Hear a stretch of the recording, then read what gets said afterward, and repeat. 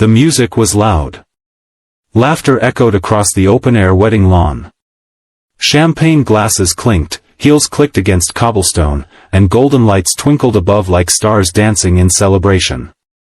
Everything looked perfect, flawless, except for the 12-year-old girl sitting quietly in a wheelchair near the far edge of the festivities.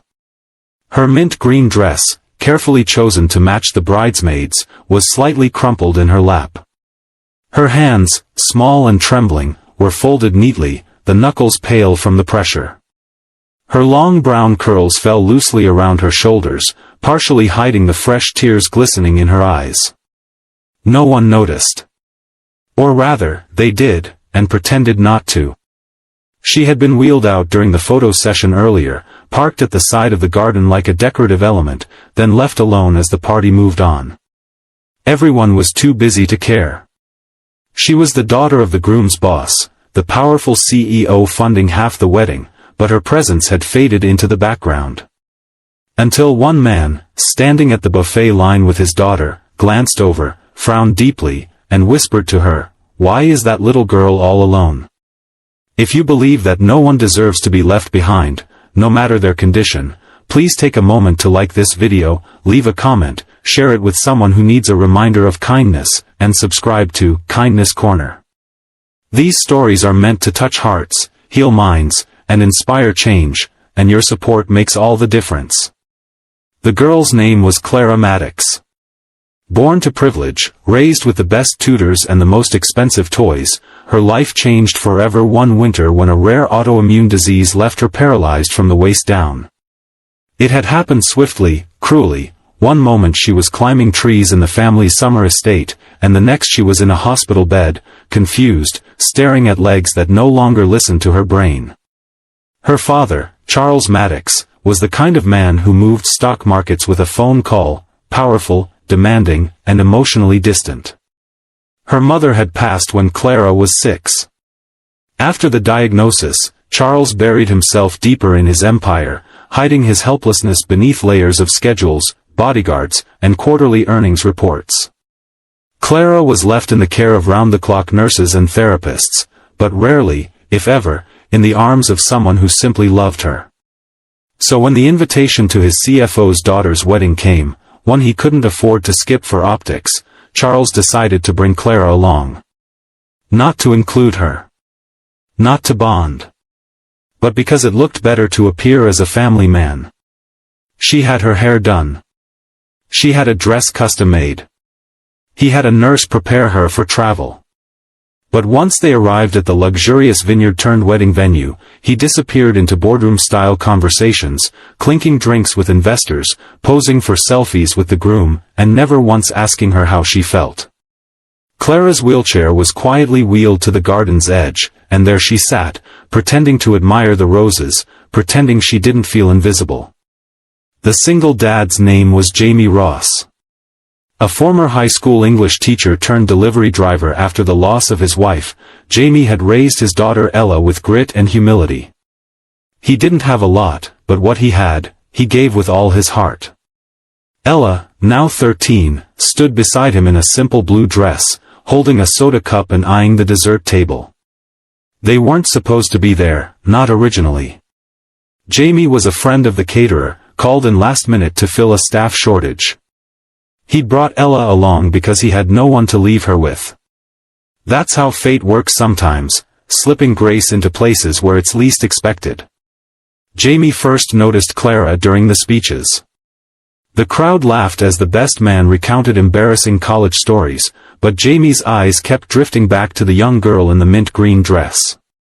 She was clapping softly, politely, but something about her smile felt rehearsed. It was when a group photo began, and everyone rearranged themselves into position without asking if Clara wanted to be included, that Jamie turned to Ella. "Do you see that?" he asked. "She's just sitting there." Ella followed his gaze and nodded, her brows furrowing. After a moment, Jamie walked over. It wasn't dramatic. It wasn't loud. He simply approached slowly, crouched beside her, and said, "Hi. My name's Jamie. You okay out here by yourself?" Clara looked at him with wide, startled eyes. No one had spoken to her in hours. She stammered, "I'm fine." But her voice cracked, and that was all Jamie needed to hear. Ella joined them, smiling shyly. "I love your flower crown," she said. Clara's hand rose to touch it. "Thanks," she whispered. "It's from the bridesmaids." Jamie nodded. "Mind if we hang out with you for a bit?" And just like that, her world shifted. What followed was not a grand miracle. There were no fireworks. But in those small, patient moments, something extraordinary bloomed. Jamie asked her about her favorite books. Clara, who rarely got to talk about the fantasy novels she devoured, lit up with excitement. Ella shared a funny story about slipping in the buffet line, and Clara laughed, a real, unguarded laugh that drew stares from a few nearby guests. But Jamie didn't care. He adjusted her wheelchair slightly so she could better see the dance floor, brought her a plate of mini pastries, and asked if she'd ever tried teaching someone to waltz with just her arms. By the time Clara's father finally noticed, hours later, he found a small crowd had formed near his daughter. Some bridesmaids had joined in. The photographer was snapping shots of Clara laughing with Ella. Someone had found a tambourine, and Clara was tapping along as the DJ played a mellow tune. Charles stood there, watching, stunned. His daughter, the same one he had thought too fragile, too tired, too complicated to be part of a celebration, was beaming. And it was all because a stranger cared enough to ask a simple question: why is she alone? Jamie stood when Charles approached. Clara tensed. But Jamie held his ground. "Sir," he said respectfully, "I hope you don't mind." She seemed like she needed some company. Charles looked from Jamie to his daughter, then back again. Something shifted in his face, not anger, but something closer to shame. He nodded slowly. "Thank you," he said. It was barely audible, but it was real. The next day, Charles did something no one expected. He called off 2 meetings. He asked Clara if she wanted to have lunch, just the 2 of them. He listened. Really listened. He asked her what made her smile, what scared her, what she missed most about walking. And for the first time since her diagnosis, Clara felt seen by her own father. It wasn't perfect. It wasn't a fairy tale.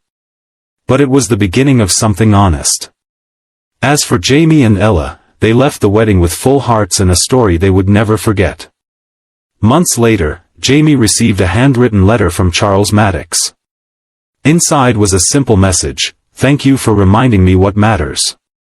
I've missed too much of her already. But thanks to you, I won't miss the rest." Attached was a scholarship certificate for Ella's dream music school, fully funded. If this story touched your heart, if you believe that kindness still has the power to change lives, please like this video, share it with someone you love, and subscribe to Kindness Corner. We share stories that honor compassion, hope, and the strength found in unlikely heroes. Your engagement helps us reach more hearts around the world. Speech balloon special request: if you've ever been in Clara's shoes, or in Jamie's, please leave a comment below. We'd love to hear your story. You never know who might need to read your words today.